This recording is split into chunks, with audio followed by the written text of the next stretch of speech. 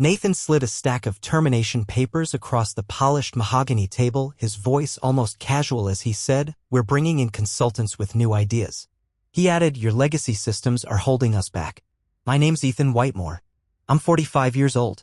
Up until that moment, I'd spent 16 years working as the senior systems architect at Iron Veil Technologies. I was there from the beginning, back when we were just 5 people crammed into a warehouse in Seattle, building our dreams out of nothing but coffee and lines of code. I nodded, expressionless, and took the packet from the table. No arguments, no begging. Just a quiet, "I understand," as I started packing up my desk under the watchful eyes of HR. The new CEO? He'd only been around for 4 months. Young guy, probably not even 40, hired by the private equity firm that bought us out last year. Always showing off in tailored suits, preaching about streamlining operations and modernizing strategies, but never once bothering to ask me how the actual system worked. That morning, I saw him saunter in with 2 consultants from some flashy San Francisco firm. Didn't take a genius to figure out where this was going. 18 years. 18 years of turning down better job offers, missing my son's baseball games, and pulling endless all-nighters fixing server crashes while everyone else slept. I stayed because I believed in what we were building. They gave me 20 minutes to pack up. I was out the door in 10. As I walked out, I spotted Megan from accounting, one of the few still around from the early days. Her eyes widened when she saw the box in my hands. "Ethan, what's going on?" she asked, her voice tight. "Time for fresh perspectives," I said quietly, forcing a small smile. Security escorted me to the door. Jacob, a good kid whose dad used to fish with me on weekends. He kept his gaze down. "I'm sorry about this, Mr. Whitemore," he mumbled. "Not your fault," I told him, meaning every word. I drove home in silence. No radio, no calls. Just the soft, steady swipe of the windshield wipers cutting through the Seattle rain. Lily wasn't home yet.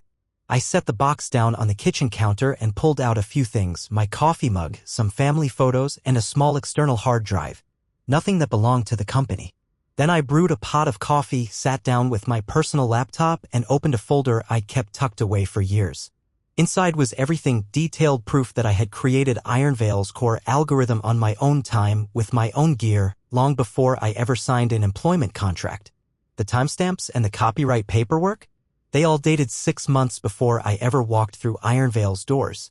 I had licensed it to the company, not sold it outright, a detail the new management clearly never bothered to uncover. I took a slow sip of coffee, feeling the quiet satisfaction settle in. It wouldn't be long now. The cracks would start showing in just a few days. I first met Robert Maddox back in 2006 at a programming conference down in Portland. We hit it off over a few beers, both of us griping about how awful the inventory management systems were at the time. Robert had just founded Iron Veil with his brother-in-law and a handful of developers. Their software had promise, but it couldn't scale worth a damn. Right there in that bar, I sketched out an algorithm on a napkin that could fix their database bottleneck. Robert offered me a job on the spot.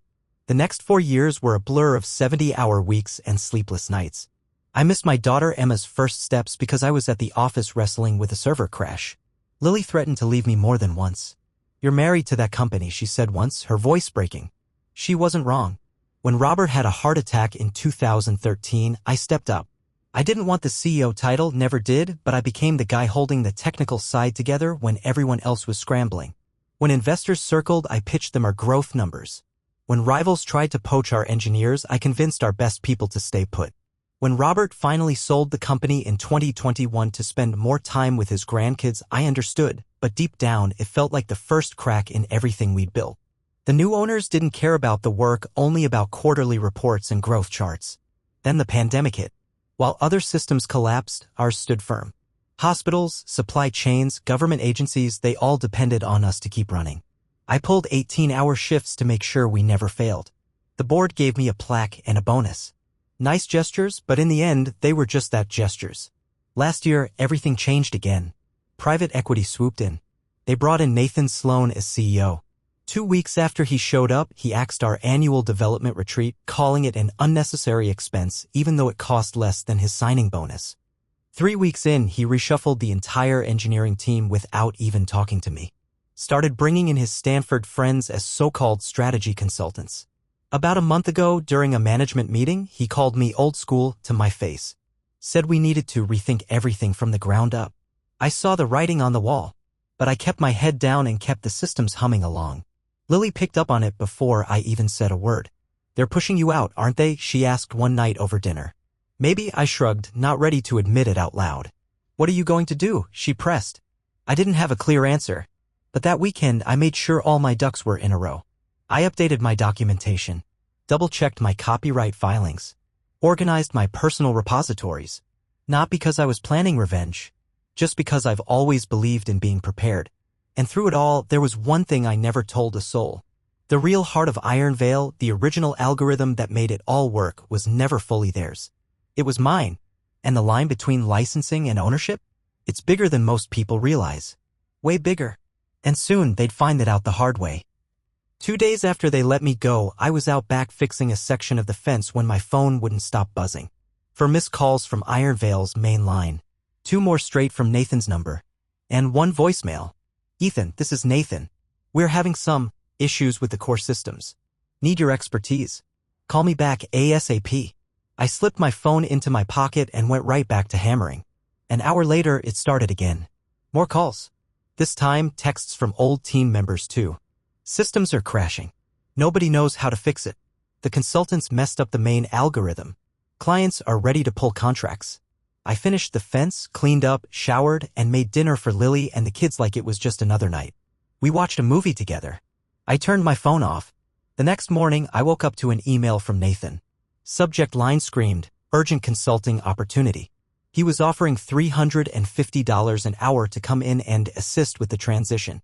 Funny, no mention of how they kicked me out just 2 days ago. I declined the offer with a polite little note. By noon, their legal team was blowing up my inbox. Some nonsense about proprietary technology and employee obligations. I forwarded it to my lawyer and went about my day. My lawyer called an hour later, laughing so hard he had to catch his breath. They clearly didn't read your original contracts, he said. The copyright belongs to you, Ethan. And your license to them specifically says no modifications without your written consent. You're covered a rock solid. That's when the full weight of it really hit me. 18 years of pouring my heart into that company. All the missed birthday parties, the piano recitals I watched on video instead of in person, the sleepless nights glued to a monitor. And in the end, they tossed me aside like last year's tech. I walked into my home office and opened a drawer I hadn't touched in months. Pulled out a business card I'd kept tucked away for a rainy day. Claire Stanton, CTO of Meridian Systems. We'd met at a conference last spring. She was impressed with what we built at Iron Veil. If you ever get tired of carrying that company on your back, she had said, smiling, come find me. Back then, I'd been loyal. Yeah? Now I was a free agent. But I didn't call her right away. Instead, I drove down to Lake Washington, sat on a bench, and just watched the boats drift across the water. For the first time in what felt like forever, my mind wasn't racing with system errors or late-night patches. My phone buzzed again. It was Nathan. Ethan, we need to talk, he said, voice tight. I'm listening, I answered, keeping my tone even. Our clients are threatening to leave, he admitted. The consultants can't figure out your system architecture. We need you back. As what? I asked. There was a long, uncomfortable pause. As a senior consultant. With appropriate compensation, of course. And those outdated legacy systems you were so eager to replace? Another pause, even longer this time. We may have been hasty in our assessment. I watched a blue heron glide onto a nearby dock, graceful and unbothered. I'll think about it, I said, though deep down I already knew the answer. I wasn't going back. Not for any amount of money and certainly not on their terms. Driving home, there was a strange kind of calm in my chest. A certainty I hadn't felt in a long time. It wasn't just that they needed me. It was realizing, maybe for the first time, that I didn't need them. 2 days later, I met Claire for lunch at a quiet spot in Bellevue, far from all the tech company buzz. As soon as we sat down, she leaned in. I heard about Iron Veil's meltdown, she said. Their systems have been a disaster for almost a week now. I just nodded, sipping my water. No need to say anything. Their biggest clients, hospitals, supply chains, they're getting nervous, she added. They have engineers, sure. But they don't have the architect. She looked me straight in the eye. You built something incredible, Ethan.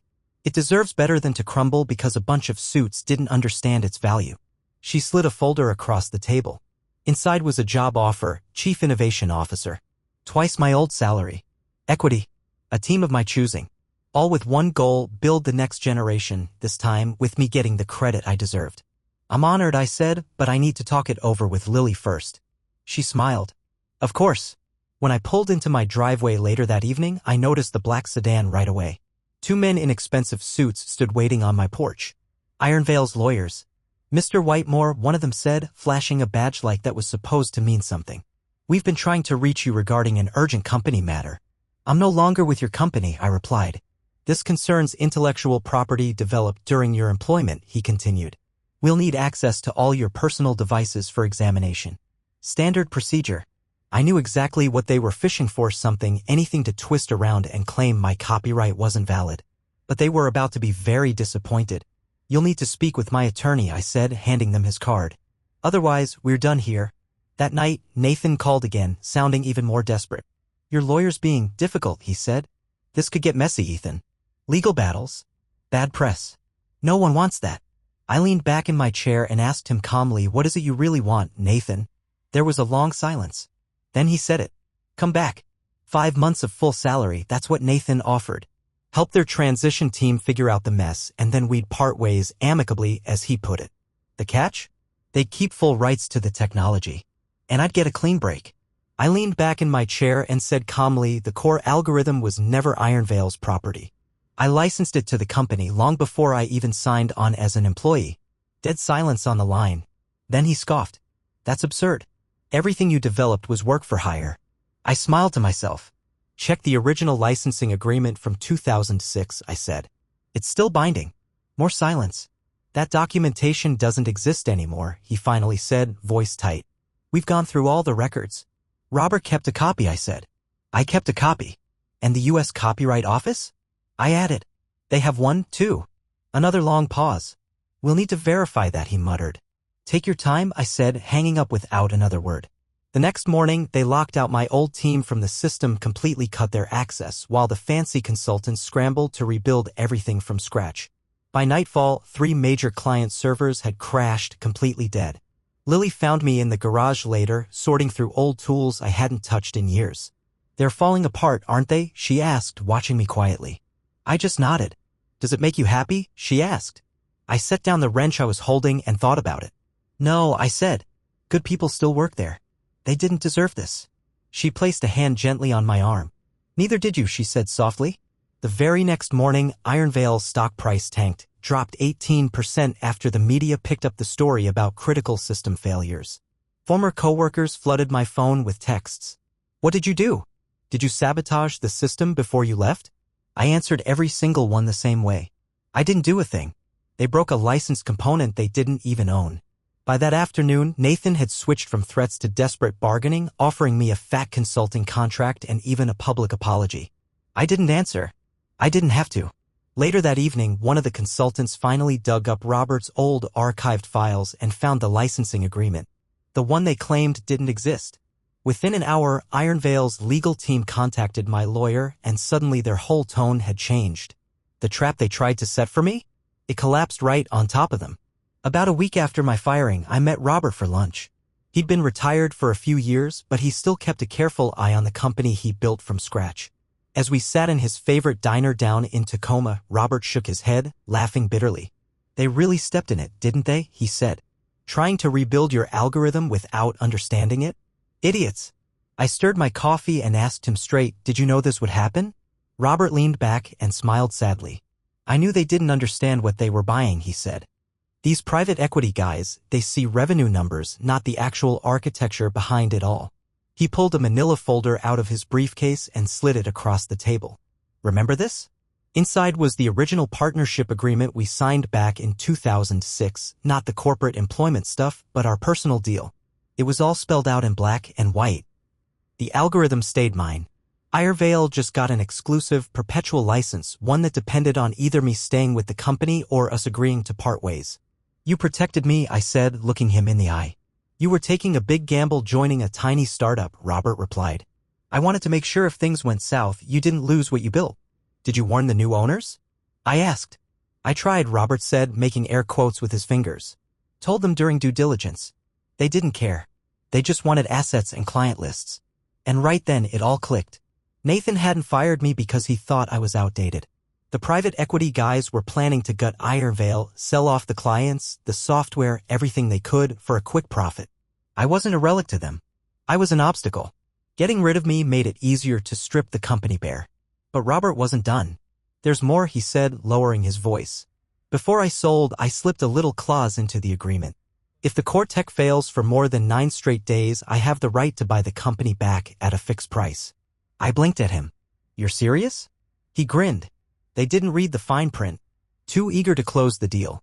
I told them it was to protect their investment in case the tech collapsed. And now? I asked slowly. Now, Robert said, his grin widening, we can buy it back. But only if you're in. My mind raced, piecing it all together. This wasn't revenge. It was something sharper. A clean, surgical correction. That night, I got an email from a blocked sender. Attached were documents, proof that Nathan and his consultants were secretly planning to sell our healthcare division to a competitor. A blatant breach of client trust and a potential lawsuit bomb waiting to go off. It didn't take a genius to guess who sent it. Someone inside was feeding me information. I forwarded it to my lawyer. The next morning, 3 of Ironvale's biggest clients announced they were suspending their contracts. Those 3 alone made up 35% of the company's annual revenue. The board went into full panic mode, emergency meeting, damage control. By the weekend, Nathan was placed on administrative leave. Officially, they said it was pending an internal review. We all knew better. On day 9 of the system failures, just 1 day shy of Robert's buyback clause activating, Ironvale's legal team made one last desperate move. They offered me a 7-figure settlement to reinstate the license immediately. I didn't even bother to reply. That night, Lily and I sat out on the back deck, watching the sun sink behind the trees. I told her everything. Robert wants to buy Ironvale back, I said. And he wants me involved. She squeezed my hand gently. Do you want that? She asked. I stared out at the horizon, thinking about 18 long years, the late nights, the lines of code, the birthdays and family moments I missed. Honestly, I said, I'm not sure yet. Tomorrow was day 10. And everything hinged on that. Day 10 came and Ironvale's systems were still a mess. Financial analysts were already calling it. If things didn't turn around, the company was heading for bankruptcy. Friends who still worked there told me the office looked like a ghost town. Layoffs, walkouts, people jumping ship. Later that day, I met Robert and my attorney in a small private office downtown. Claire from Meridian joined by video. Everyone looked serious. The board's desperate, my lawyer said. They're offering $4 million for a permanent license transfer.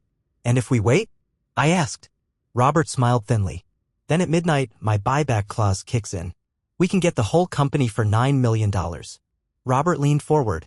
I've already secured $5 million in funding. We'd need partners for the other half. All eyes turned to Claire's face on the screen. Meridian's ready, she said. $5 million for a 35% stake, but only if Ethan comes back as CTO with equity. I blinked. I hadn't seen that coming. I thought you wanted me at Meridian, I said. This is better, Claire replied without missing a beat. You'd be rebuilding something that's part of you, Ethan. And Meridian can work alongside Ironvale to develop new ventures. My mind was spinning with possibilities. Taking Ironvale back wouldn't just be personal. It would save jobs, honor client relationships, and revive the work I still believed in. There's one more thing, I said. The employees who stayed loyal, they deserve protection. Robert nodded immediately. No layoffs for 6 months. And we'll launch an employee ownership program.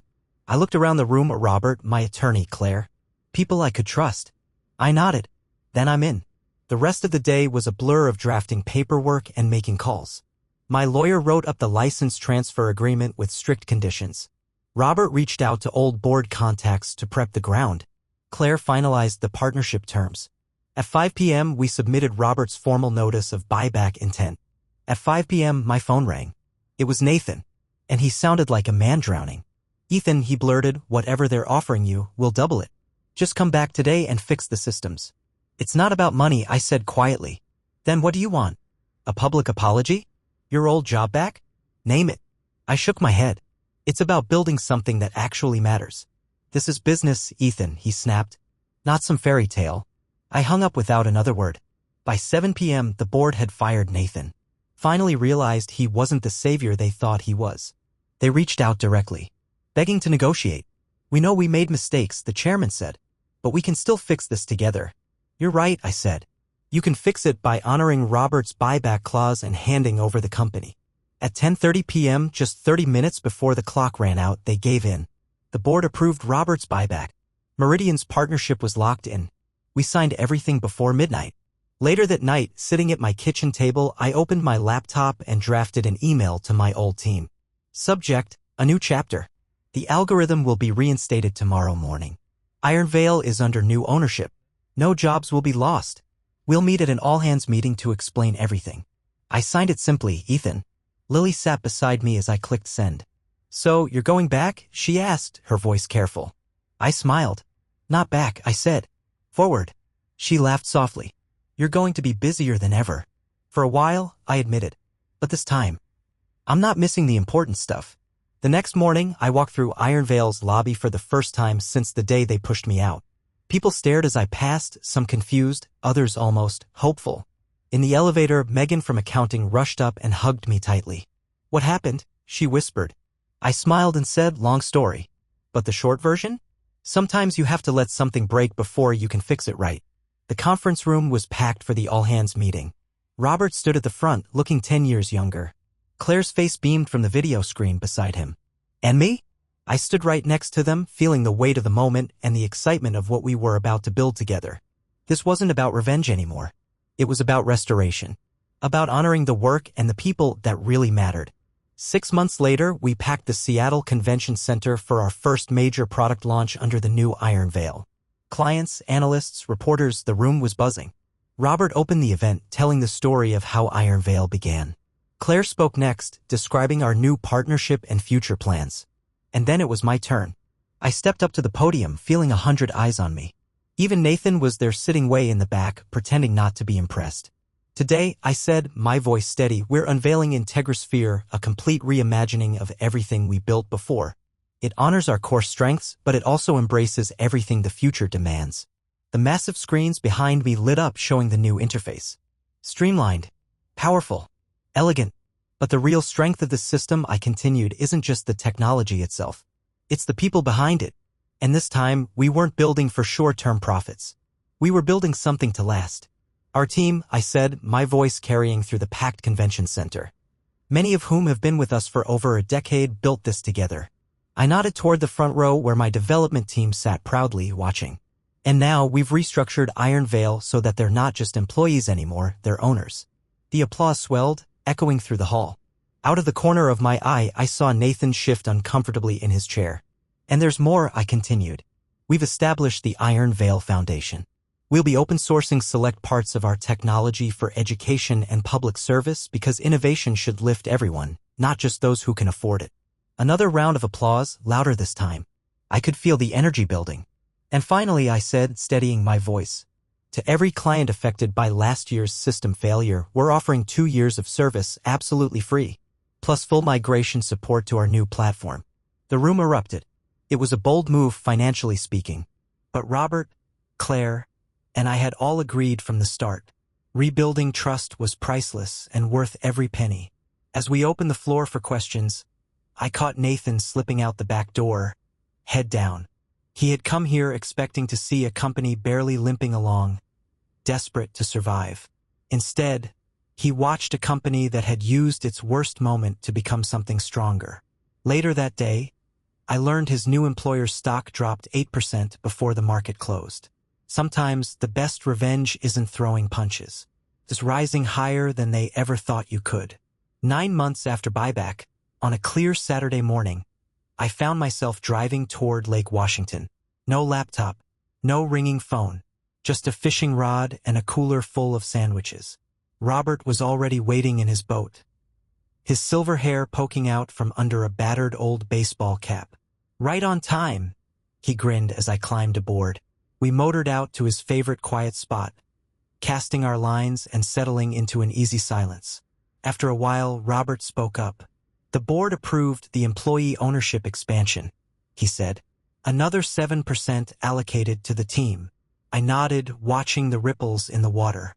Good, I said. They've earned it. We didn't catch anything for the first hour. Didn't really matter. We talked about family, baseball, life, anything but work. Eventually, Robert broke the spell. You ever think about how it all played out? I leaned back thinking. The past 18 months had been the hardest and most rewarding of my career. Taking back Iron Veil. Rebuilding not just the technology, but the soul of the company.